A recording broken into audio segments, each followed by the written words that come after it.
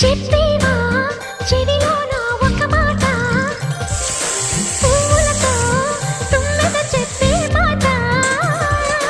నీ చిరునవ్వు సాక్షిగా తాజ్ మహల్ నాదట, నీ పెదవంచు సాక్షిగా షాజహాను నేనట. నీ తీయని ప్రేమకి నా పెదవే నజరానా, నీ పైటకి నేనిక బానిసనే నెరజాడా.